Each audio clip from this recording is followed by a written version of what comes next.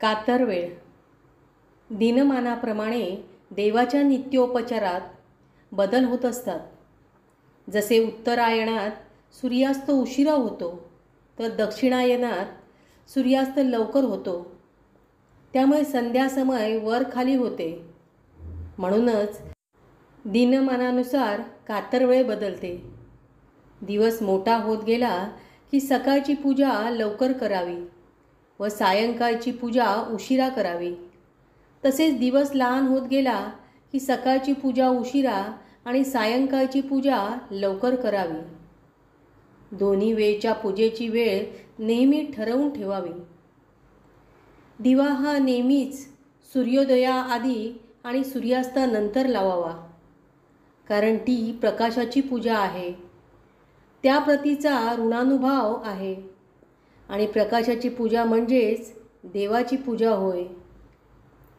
सकाळी सूर्योदयापूर्वी आणि संध्याकाळी सूर्यास्तानंतर 48 मिनिटाच्या 2 घटिकांच्या काळाला संधिकाल असे म्हणतात.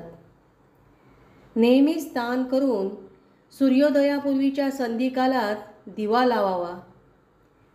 तसे शक्य न झाल्यास सूर्योदयानंतर लावावा. सूर्यास्तानंतरच्या संधिकालातही दिवा लावला तरी चालेल.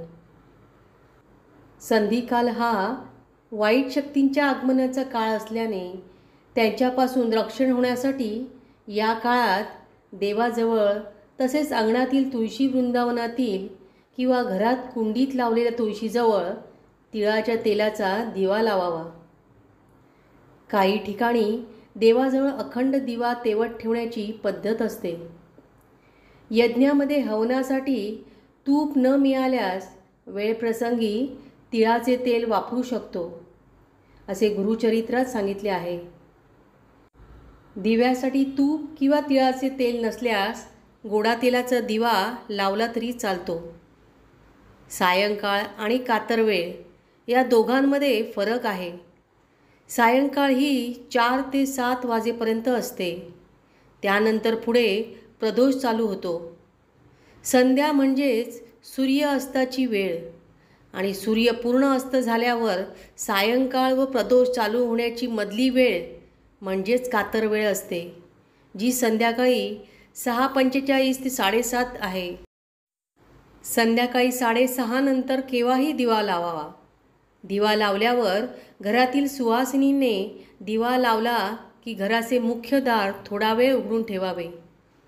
हातात हळद कुंकू घेऊन दरवाजासमोर थांबावे व लक्ष्मीला घरात येण्यासाठी आमंत्रण द्यावे. उंबरठ्यावर हळद कुंकू वाहावे. देवाजवळ आणि तुळशीजवळ दिवा लावून देव अन दिवा यांना नमस्कार करावा. आपल्या पूर्वजांनी सांगितल्याप्रमाणे दिवे लागण करण्याची वेळ आणि त्यामागील प्रथा अशी आहे की कातर वेळ होताच ईशान्य दिशेकडून लक्ष्मी घुबडावर बसून येते व अनेक रूप धारण करून जेथे दिवा लावला जातो त्या घरात प्रवेश करते. म्हणून तर घुबड पक्षी हा सुद्धा कातरवेळीच बाहेर पडतो. कातरवेळी घुबड दिसला की समजून जायचे लक्ष्मी आजूबाजूला अदृश्य रूपाने वावरत आहे. तुळस आणि लक्ष्मी दोन्ही एकमेकांच्या सखी आहेत. त्या कातरवेळी एकमेकींशी गप्पा मारतात. म्हणूनच कातरवेळी तुळशीजवळ दिवा लावला जातो. दिवा लावण्याचे फायदे.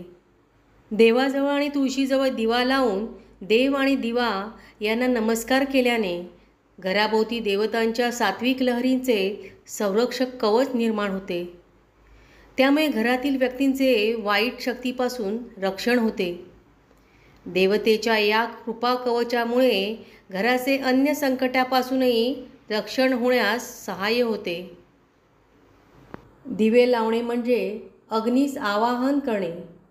सूर्य मावळल्यानंतर वातावरणातील प्रकाश व ऊर्जा दोन्ही कमी होते. यामुळे जे जीवजंतू सूर्यप्रकाशात टिकू शकत नाही असे जीव वातावरणात लगेच पसरतात आणि असे जीव हे अतिसूक्ष्म असल्याने शरीरावरील जी रंध्रे असतात त्याद्वारे मोठ्या प्रमाणात शरीरात प्रवेश करू शकतात व स्वास्थ्य बिघडवू शकतात. स्त्रियांच्या शरीरावरील रंध्रे ही पुरुषांच्या शरीरावरील रंध्रांपेक्षा मोठी असतात. त्यामुळे स्त्रियांच्या शरीरामध्ये जास्त प्रमाणात हे जीव प्रवेश करू शकतात व पुरुषांच्या तुलनेत स्त्रियांच्या जटिल शरीर रचनेनुसार स्त्रियांना जास्त धोका असतो. म्हणून स्त्रियांनी दिवा लावावा असे म्हटले जाते. वातावरणात सूक्ष्मजीव असतात. त्यांना आळा घालण्यासाठी ऊर्जेची आवश्यकता असते.